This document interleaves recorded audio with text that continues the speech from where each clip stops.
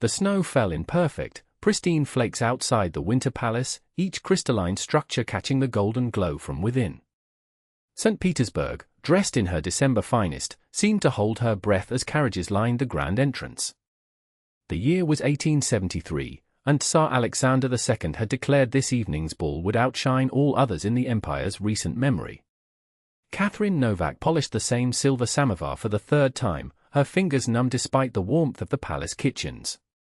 She'd arrived in Russia just 4 months prior, having fled Budapest after the death of her parents left her with little choice but to accept a position through a distant relative's connection to the Russian court. At 22, she was older than many of the serving girls, but her command of 4 languages had made her valuable below stairs. "Katherine!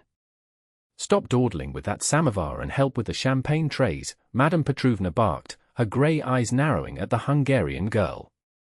"The first waltz begins in 10 minutes, and the footmen need assistance." "Yes, madam," Katherine replied, careful to keep her accent under control. The housekeeper had made it abundantly clear that foreign servants were tolerated only if they could blend seamlessly into the background of palace life. Balancing the tray of crystal flutes, Katherine stepped into the grand ballroom for the first time and nearly lost her composure. The immensity of it stole her breath, gilt and mirrors multiplied the thousands of candles into infinity. Crystal chandeliers hung like frozen waterfalls above a sea of silks, uniforms, and jewels. She moved as instructed, eyes downcast, a shadow among the glittering aristocracy. The music swelled, Strauss she recognized, and couples took to the floor in perfect formation. "You there, girl?" A woman's imperious voice stopped Katherine mid-step. "The Grand Duchess requires refreshment." Katherine turned, lowering into a practiced curtsy before the imposing lady-in-waiting. Behind her stood an elegant woman of perhaps 45 years, her neck adorned with diamonds that could have purchased a small province. "Be quick about it," the lady-in-waiting added with a dismissive flick of her fan. As Katherine offered the tray, the ballroom suddenly quieted. A path cleared through the crowd, and she sensed rather than saw the presence that commanded such deference. The orchestra's volume diminished, and a collective intake of breath preceded a wave of deep bows and curtsies. "His Imperial Majesty," someone announced nearby. Katherine kept her eyes down, precisely as instructed during her hasty training. The Grand Duchess had selected a champagne flute, but the glass slipped against another as she withdrew her hand. Katherine lunged slightly to prevent it from falling, and in that momentary adjustment, she raised her eyes directly into the gaze of Tsar Alexander II. She froze, horrified at her breach of protocol. The Tsar, a tall figure in his formal military attire, complete with the blue sash of St. Andrew, was regarding her with evident surprise. At 45, his face showed the strains of ruling the vast Russian Empire, but his eyes were unexpectedly kind. Katherine dropped immediately into the deepest curtsy of her life, certain she would be dismissed before morning. "Rise," came his command, the voice lower and gentler than she had imagined. She did so, still keeping her gaze averted. "Your name?" he asked in French. "Katherine Novak, Your Imperial Majesty," she answered in the same language, thankful that her voice remained steady. A slight nod, and then he moved on, continuing his progression through the ballroom, leaving Katherine breathless and bewildered by the encounter. "What have you done?" hissed the lady-in-waiting once the Tsar was beyond earshot. "Servants do not make eye contact with His Majesty." "I meant no disrespect," Katherine whispered back. The Grand Duchess, however, wore a curious expression.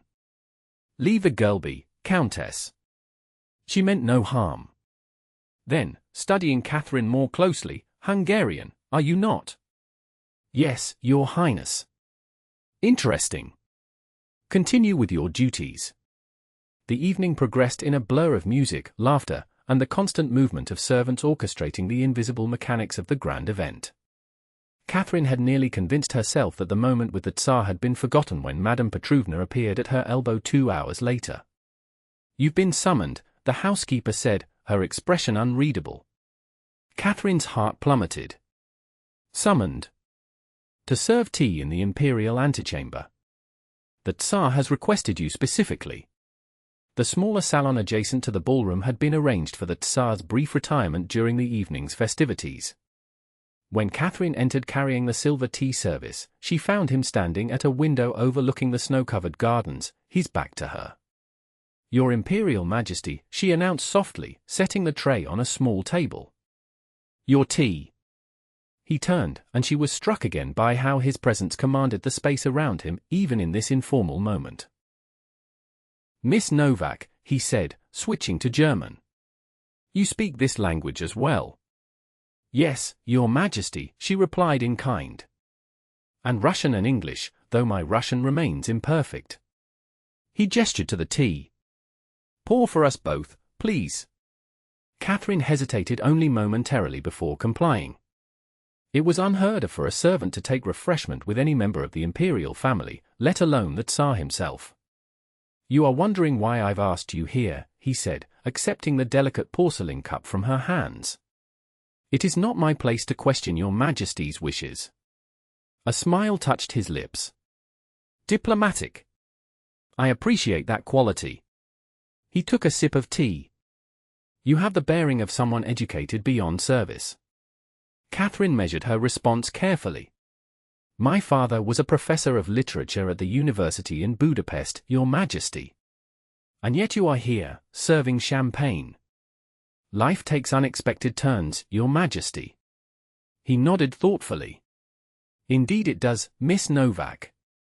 Indeed it does." He set down his cup. "I find myself in need of someone who understands Hungarian culture and politics. Recent developments with the Austro-Hungarian Empire require delicate handling." Catherine remained silent, uncertain where this was leading. "Would you be willing to assist my private secretary with translations? Hungarian documents arrive regularly, and our current translator lacks the cultural nuances." Relief flooded through her. "Not dismissal, but promotion." "I would be honored, Your Majesty." "Good. Report to Count Shuvalov tomorrow at 10. You will maintain your current quarters but will be relieved of regular serving duties." "Thank you, Your Majesty. I am grateful for the opportunity." He studied her for a moment longer. "There was something in your eyes earlier, Miss Novak. Something beyond the fear most display when they encounter me unexpectedly." "What was it?" The question caught her off guard. "Recognition, perhaps, Your Majesty." "Recognition?" "Of the weight you carry," she said, immediately regretting her frankness. "Forgive me. I spoke out of turn." But the Tsar was looking at her with renewed interest. "No need for forgiveness when speaking the truth, Miss Novak." He moved toward the door. "Tomorrow at 10. "Yes, Your Majesty." As he reached the doorway, he paused without turning. "And Miss Novak?" "The weight is indeed substantial." Then he was gone, leaving Catherine alone with empty teacups and a future suddenly altered. The following morning, Catherine reported to the East Wing as instructed, her simple black dress exchanged for a more appropriate garment provided mysteriously before dawn. The dark blue wool was of finer quality than anything she had owned since fleeing Hungary. Count Shuvalov, a stern-faced man with intelligent eyes, wasted no time with pleasantries. "You will translate these," he said, gesturing to a stack of documents. "In writing, with particular attention to underlying meanings. His Majesty believes the Austro-Hungarian ministers often say one thing while intending another." "They most certainly do," Catherine confirmed before she could stop herself. The Count raised an eyebrow. "You have opinions on Hungarian politics, Miss Novak?" "Only observations, Count Shuvalov. My father often hosted discussions among university colleagues." "Discussions that you overheard?" "Participated in, sir. My father believed women's minds no less capable of political thought." A flicker of something, respect, perhaps, crossed the Count's features. "Very well. Begin with these diplomatic communications. I'll return in 3 hours to review your progress." Alone in the small but well-appointed office, Catherine immersed herself in the familiar language of her homeland.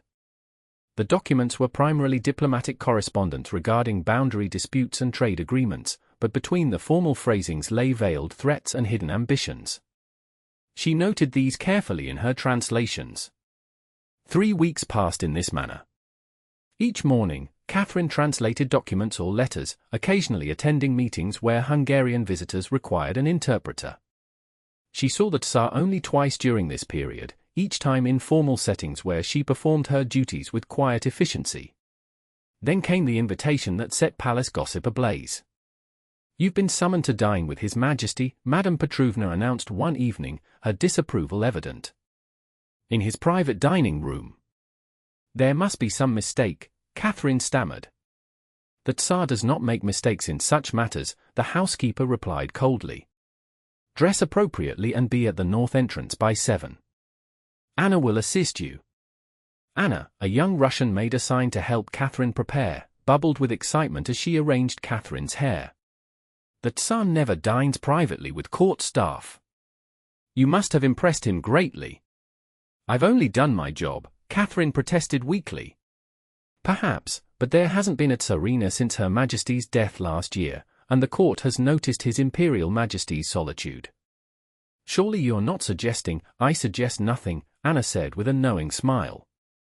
"But I have ears, and the palace walls have many stories to tell." The private dining room was intimate by imperial standards, with a table set for two and a roaring fire that cast a warm glow across the richly paneled walls. When Katherine was shown in, the Tsar was already seated, reviewing papers that he quickly set aside. "Miss Novak," he said, standing as she curtsied. "Thank you for joining me. The honor is mine, Your Imperial Majesty." "Alexander, please." "At least in private settings such as this." The request stunned her. "I couldn't possibly." "You could, and you will," he said with gentle firmness. "I have too few opportunities for conversation unbound by formalities." Over a meal of exceptional quality, they spoke of literature, music, and eventually politics.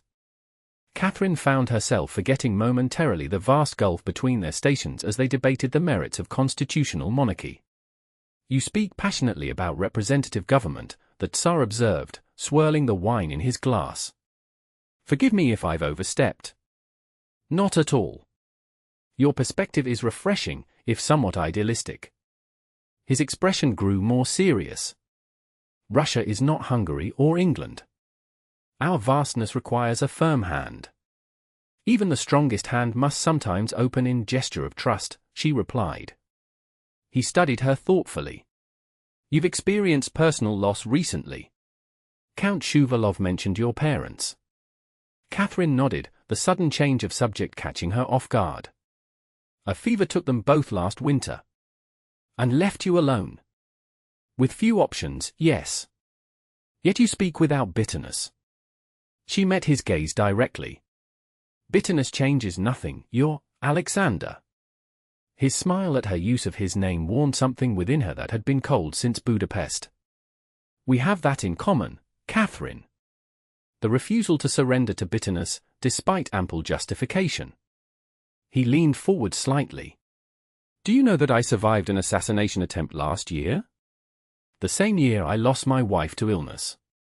"I had heard of the attempt, yes. 5 bullets fired.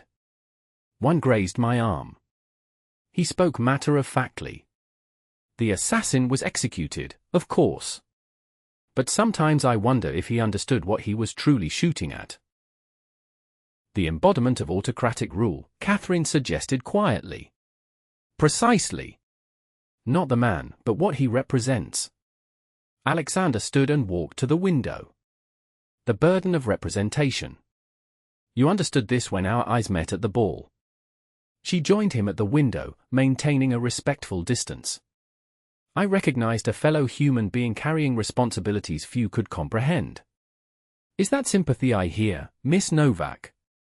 There was a teasing quality to his voice she hadn't heard before. "Empathy, perhaps.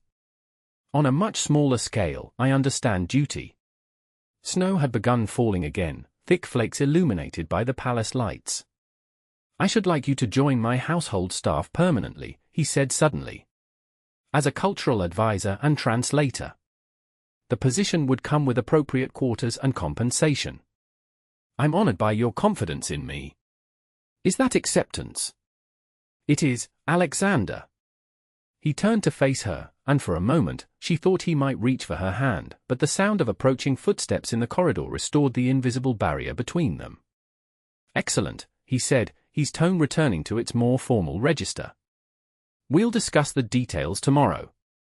Thank you for a most enlightening evening, Miss Novak." The dinner became the first of many such private conversations over the following months. Spring arrived, melting the snow and bringing with it diplomatic delegations that kept Catherine busy with translations and cultural insights.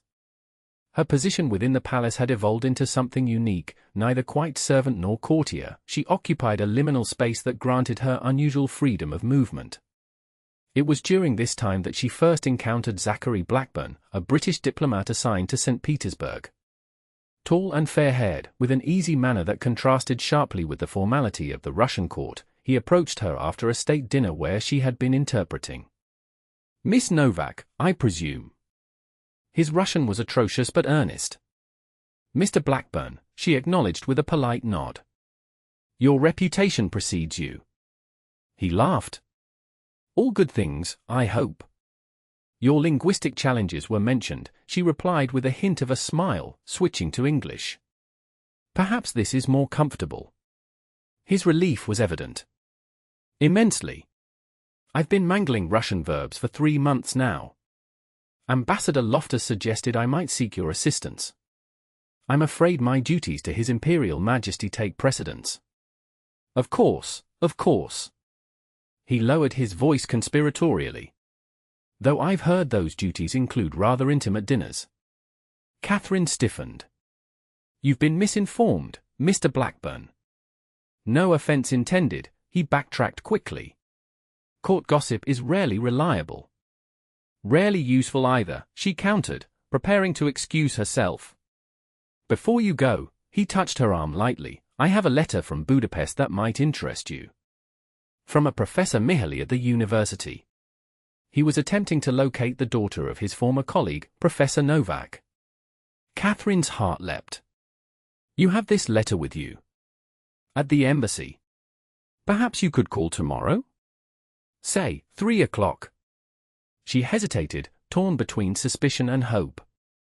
"I shall try." That evening, as she organized documents in her office, the Tsar made an unexpected appearance. "I'm told you spoke at length with the British diplomat," he said without preamble. "Mr. Blackburn approached me regarding translation assistance," she replied, surprised by the directness of his query. "And personal matters, I understand." Catherine met his gaze. "He claims to have a letter from Budapest." "From someone who knew my father." Alexander's expression softened slightly. "I see. You'll be visiting the British embassy, then?" "With your permission." "You're not a prisoner here, Catherine." "No, but I am your employee, and my loyalties lie with you and Russia." He studied her for a long moment. "Your loyalties honor you. Be careful with Blackburn. The British have their own agenda regarding our influence in Central Asia." "You think he approaches me with ulterior motives?" "I think convenient letters from Budapest warrant healthy skepticism." He moved to leave but paused at the door. "I've arranged for a carriage to take you tomorrow." "And Catherine?" "I would be grateful if you would join me for dinner afterward to discuss what you learn." The British Embassy occupied an elegant building along the Neva, its interiors a curious blend of English comfort and Russian grandeur. Zachary Blackburn received Catherine in a small study overlooking the river.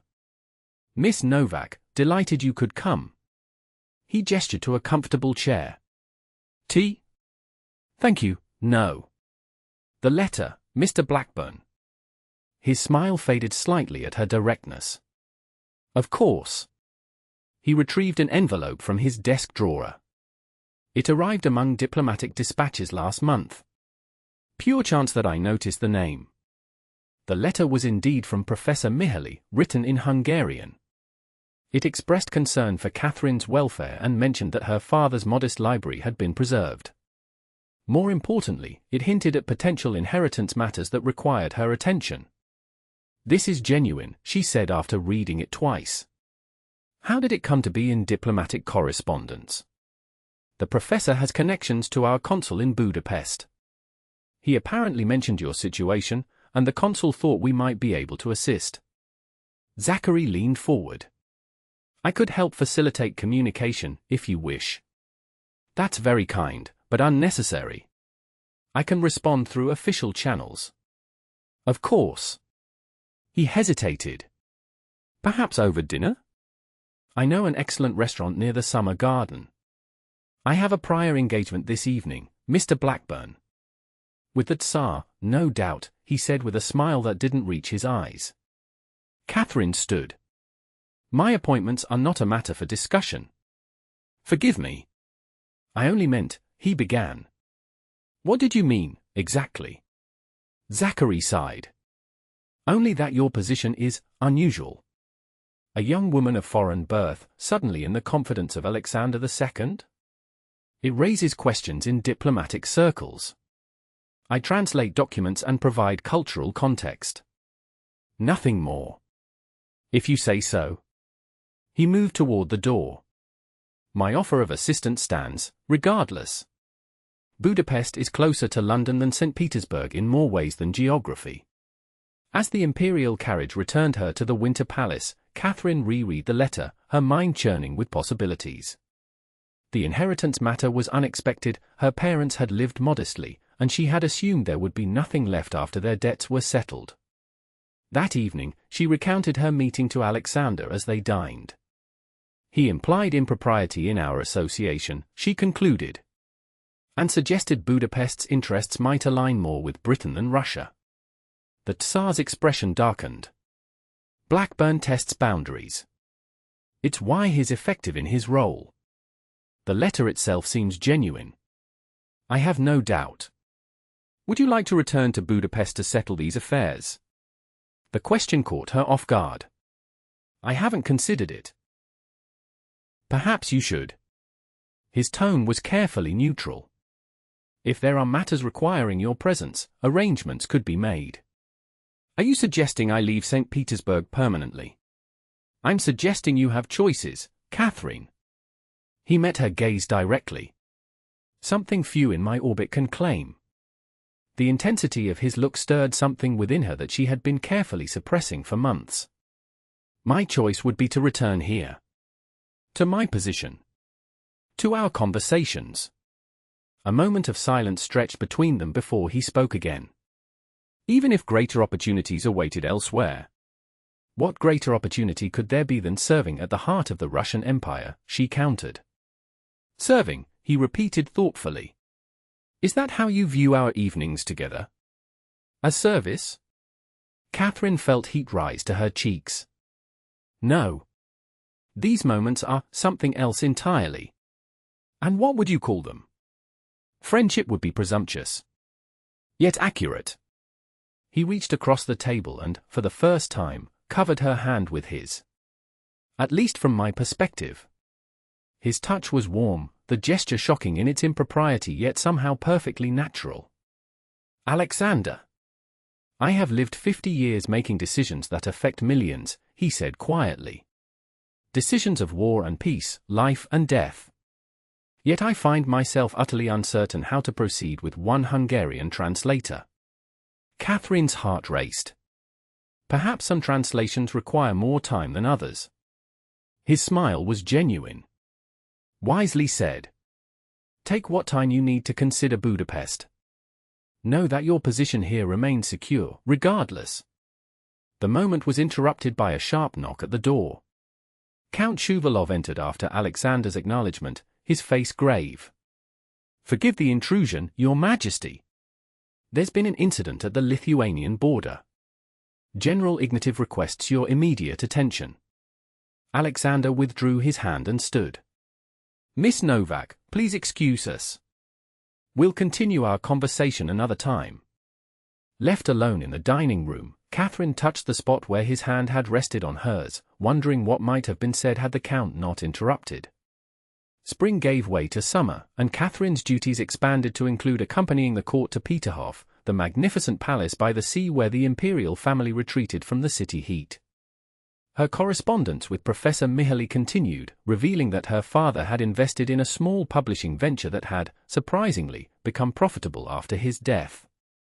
You could live comfortably in Budapest, Zachary Blackburn remarked during one of his now frequent visits to the summer palace on diplomatic business. Independent wealth suits you. I'm quite content with my position here, she replied, watching the famous fountains cascade down to the Gulf of Finland. Content, perhaps. But fulfilled? He stood closer than propriety dictated. A woman of your intelligence and beauty deserves more than translation work and whatever else your position entails. Katherine stepped away from him. Mr. Blackburn, your insinuations grow tiresome. No insinuation, Miss Novak. Merely observation. He lowered his voice. The Tsar's interest in you has not gone unnoticed. Nor has the fact that no woman has held his attention so completely since the Tsarina's death. You overstep. Do I? Then perhaps you're unaware of the rumors circulating in both St. Petersburg and European courts. Some suggest you might become his morganatic wife. That's absurd, she gasped, though the word sent an unexpected thrill through her. Is it? Morganatic marriages have precedent in royal houses. A ruler may marry for companionship while ensuring succession remains uncomplicated. This conversation is inappropriate. Katherine, he said, using her given name for the first time, I speak only out of concern. Whatever your relationship with Alexander, it places you in a precarious position. You have other options. Such as? Return to Budapest. Or London, if you prefer. I could arrange a position befitting your talents. She studied his face, sensing motives beyond mere concern. Why would you do that? Perhaps I find you intriguing. Perhaps I believe talents like yours are wasted in service to Russian autocracy. He smiled. Or perhaps both. Before she could respond, they were interrupted by the approach of Count Shuvalov, whose expression suggested he had observed enough of their conversation to form his own conclusions. Miss Novak, His Imperial Majesty requests your presence in the library. His cool gaze shifted to Zachary. Mr. Blackburn, I believe Ambassador Loftus is looking for you. That evening, Katherine found Alexander in the Peterhof Library, a magnificent room lined with books in a dozen languages.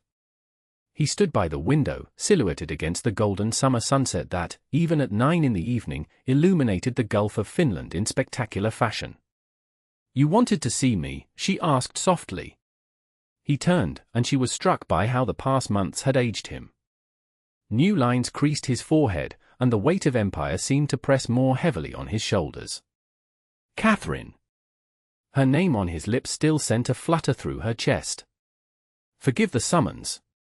I've been concerned about your conversations with Blackburn. You've had me watched. She couldn't keep the hurt from her voice. Not intentionally. But the British diplomat's attention to my Hungarian translator naturally draws notice. He gestured to a chair. Please, sit. Tell me about Budapest. She settled into the offered seat. There's little to tell. Some unexpected inheritance matters that can be handled through correspondence. And Blackburn's offers? Katherine met his gaze directly.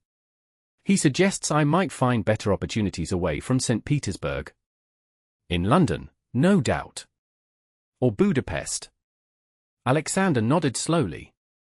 And what do you think of his suggestion?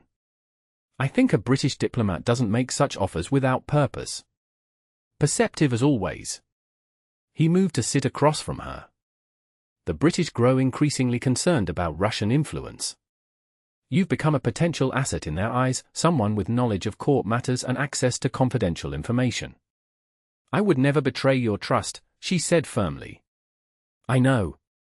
His smile was tinged with sadness. Which makes what I must say all the more difficult.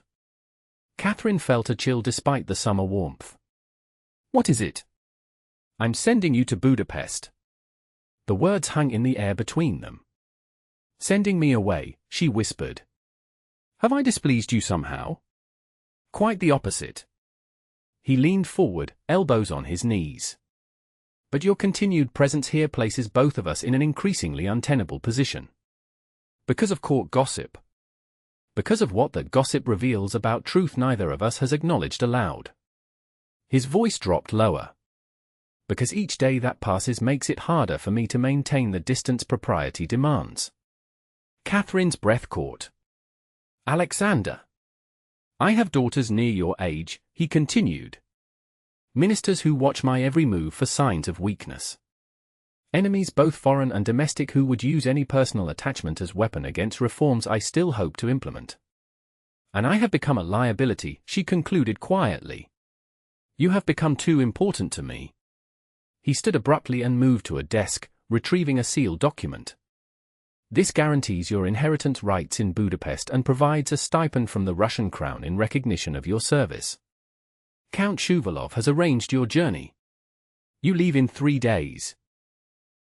Catherine rose, fighting back tears. Is this truly what you want? What I want, he said with sudden rawness, ceased to matter the day I became Tsar. She took the document, their fingers brushing momentarily. Then I shall go. But not because Zachary Blackburn offered, nor because inheritance calls me home. She met his eyes directly. I go because you ask it of me, and my heart cannot deny you even this. For a moment, it seemed he might close the distance between them, but the sound of approaching footsteps in the corridor restored the invisible barrier of rank and position. Katherine Novak, he said formally, though his eyes conveyed far more, Russia thanks you for your service. 3 days later, Catherine stood at the train station, her few possessions packed in 2 modest trunks. Count Shuvalov had accompanied her, ensuring all arrangements met imperial standards. His Majesty regrets he could not bid you farewell personally, the Count said as porters loaded her luggage. Affairs of state require his presence at Peterhof. I understand, she replied, though her heart ached at this final separation. He asked me to give you this, privately. The Count handed her a small sealed envelope. Godspeed, Miss Novak. You have served Russia well. The train whistle blew its warning. Catherine boarded quickly, finding her private compartment and settling by the window. As the train pulled away from the platform, she finally opened the envelope with trembling fingers. Inside was a small note, handwritten, Catherine, some translations indeed require more time. Perhaps one day the language between duty and heart will find its proper interpretation. Until then, I remain yours ****. Beneath the note lay a delicate gold locket. Inside, she found a miniature portrait of Alexander, painted not in his formal imperial regalia, but in simple evening attire, how she had come to know him during their private conversations. The train gathered speed, carrying her away from St. Petersburg, from Russia, from him. She closed the locket and placed it around her neck, tucking it safely beneath her collar, close to her heart. Budapest welcomed Catherine home with bittersweet familiarity. Professor Mihaly had arranged lodgings near the university, and the modest inheritance from her father's publishing investment provided comfortable independence. Within weeks, she established a small translation service, primarily serving diplomatic and academic clients. Zachary Blackburn, as promised, maintained correspondence, his letters growing increasingly personal despite her polite but firm responses maintaining professional distance. 6 months after her departure from Russia, he appeared unannounced at her office. You look well, he said, removing his hat. Budapest agrees with you. Mr. Blackburn. This is unexpected. I'm en route to Vienna on diplomatic business. He smiled. I thought perhaps you might join me for dinner? For old time's sake. There are no old times between us, she reminded him. No? I rather thought we had established a connection in St. Petersburg. Catherine gestured to a chair. Please, sit. Let's speak plainly. What brings you to Budapest? He settled into the offered seat. 2 matters, actually. First, personal interest in your welfare. He held up a hand as she began to protest. Which I understand you find presumptuous. The second is professional. The British Foreign Office maintains interest in your insights regarding the Russian court. My brief time there hardly qualifies me as an expert. You spent more time in private conversation with Alexander II than most of his ministers. Zachary leaned forward. Your perspective would be invaluable. Katherine touched the locket beneath her high collar, a habit she had developed in moments requiring strength. I have nothing to share that would be useful to British interests. Nothing? Not even regarding his personal vulnerabilities. Mr. Blackburn, she said coldly, if you're suggesting I would betray confidences, not betrayal. Information exchange. His tone remained pleasant. You possess knowledge. We possess opportunities that could significantly advance your position.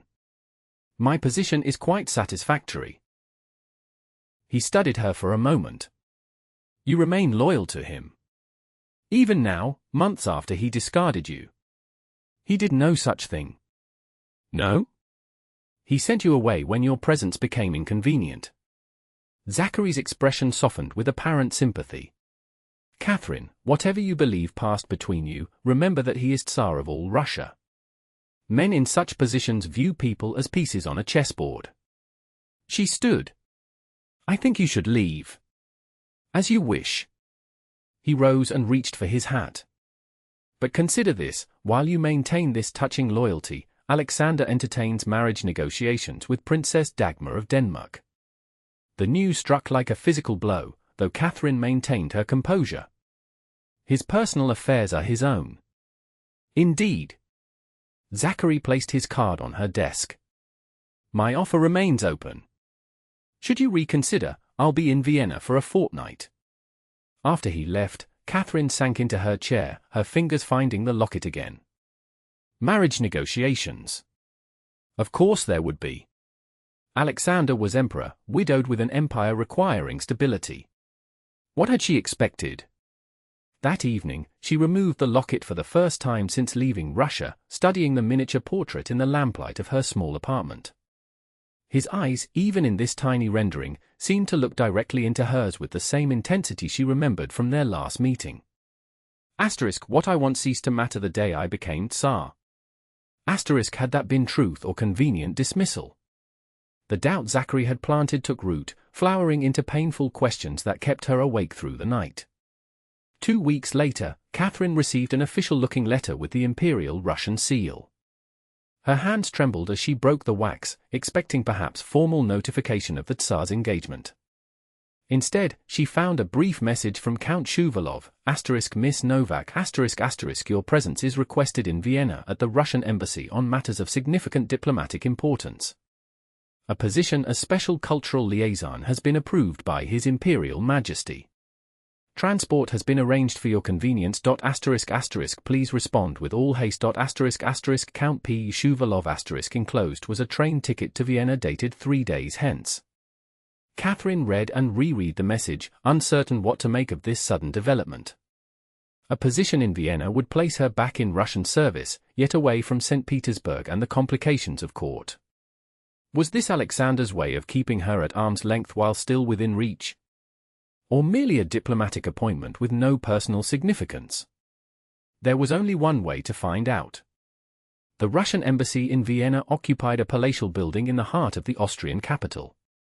Katherine presented herself at the appointed time, dressed in her finest attire, the locket once again around her neck though hidden from view. A stern-faced secretary escorted her through marble halls to a set of ornate doors. Wait here, he instructed before disappearing inside. Moments later, the doors opened to reveal not Count Shuvalov, but Alexander himself, dressed not in imperial regalia but in a simple dark suit that reminded her of their private evenings in St. Petersburg. Katherine, he said, his voice washing over her like a familiar melody. Your Imperial Majesty, she responded automatically, dropping into a curtsy. None of that, he said, extending his hand to help her rise. We are in Vienna, not St. Petersburg. And I am here unofficially. She allowed him to guide her into the room, a handsomely appointed study where a tea service awaited. I don't understand. No? He gestured for her to sit. I'm negotiating a new commercial treaty with Austria-Hungary. The official delegation arrives tomorrow. And you requested my presence as cultural liaison, she concluded. That is the official explanation, yes. Katherine studied his face, noting new lines of fatigue around his eyes. And the unofficial one. I needed to see you. The simple declaration hung in the air between them. These past months have been instructive. Instructive, she repeated carefully. In the nature of absence. He poured tea with his own hands, an emperor serving a former maid. And in the limits of duty as justification for denying oneself happiness. Catherine's heart raced. I was told you were pursuing marriage negotiations with Princess Dagmar. A smile touched his lips. Blackburn's information is outdated. Those discussions ended weeks ago. He approached you as well. The British diplomat? Not directly. But his activities in Budapest were noted. Alexander's expression grew serious. Did he attempt to recruit you for information? He did. I declined. I never doubted you would. He set his cup down carefully. Katherine, sending you away was the most difficult decision I've made in recent memory. I convinced myself it was for your protection, your future. And now? Now I recognize it for what it was, fear disguised as duty. He met her gaze directly. I am 55 years old. I have been emperor for 18 years, husband for 30, father for nearly as long. Yet never have I felt so uncertain as I do in your presence. Katherine struggled to find her voice. What are you saying, Alexander? That I have a proposal? Not of marriage, the complications remain too great for that. But of a life where we need not be separated by borders and court protocols. He leaned forward. I have established a residence here in Vienna, away from the constraints of St. Petersburg. You would have an official position as cultural liaison, but privately. Privately, she whispered. Privately, we might explore what exists between us without the weight of the Russian court pressing down upon our every interaction. The proposal hung in the air between them, improper by conventional standards, yet strangely honorable in its honesty. There would be talk, she said softly.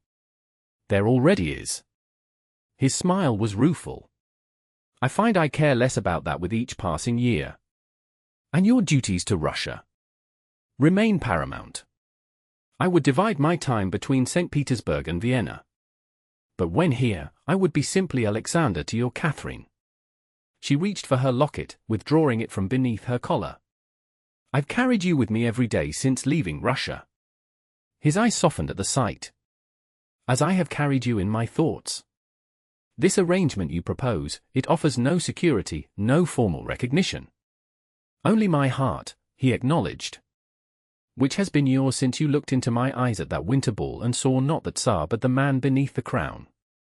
Katherine stood and moved to the window, looking out at Vienna spread before her. A city neither Russian nor Hungarian, neutral ground where new beginnings might be possible. She turned back to him. When I was a girl, my father told me that true translation isn't about words but about understanding the heart of what's being expressed.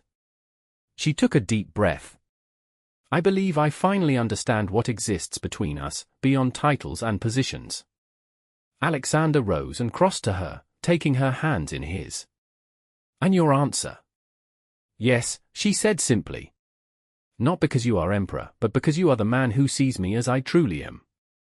For the first time, he gathered her into his arms, holding her as if she were precious beyond measure. Katherine Novak, he murmured against her hair, you have translated my heart when I thought it beyond interpretation. Outside the window, Vienna continued its elegant pace, unaware that within its embrace, an emperor and a translator had finally found the proper language for what had begun with a single glance across a crowded ballroom, a language that needed no words at all.